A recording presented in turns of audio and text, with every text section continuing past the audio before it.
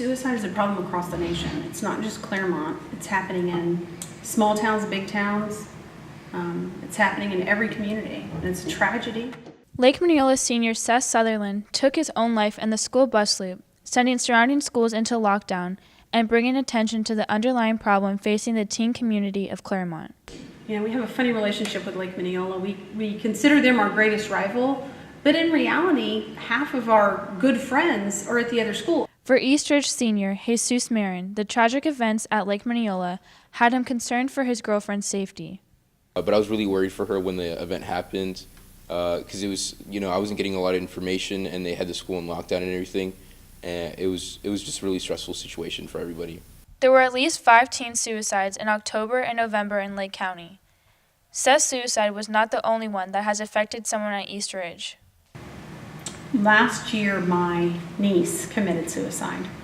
And it's one of those situations where it is the person you would never expect. She was suffering from mental illness and just nobody knew.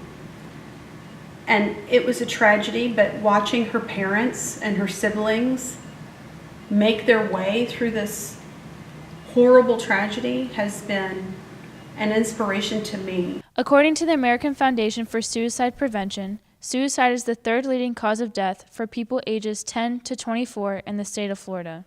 I think that especially for teenagers, the first time it happens in your world, it becomes very relevant.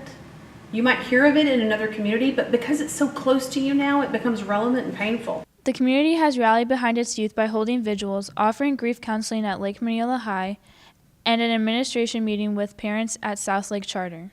There's been a lot of support. They did a candlelight yesterday, and I feel like Claremont really, pulled together in support of what happened. The recent suicides have been an eye-opener in the community. According to the CDC's suicide per population statistics, Claremont should only have 4.7 teen suicides per year, and there has been at least 5 in the past 2 months. Even though it was a bad situation, what he did was maybe he should have talked about it more, but I feel like it really opened up the conversation here in Claremont. If the conversation begins in schools and teens continue to share and talk, maybe the loved ones of Kayla, Seth, and Andrew will find consolation in their loss. Maybe the next time a teen thinks there's no way out, someone will hear. That we are here for you and we are listening.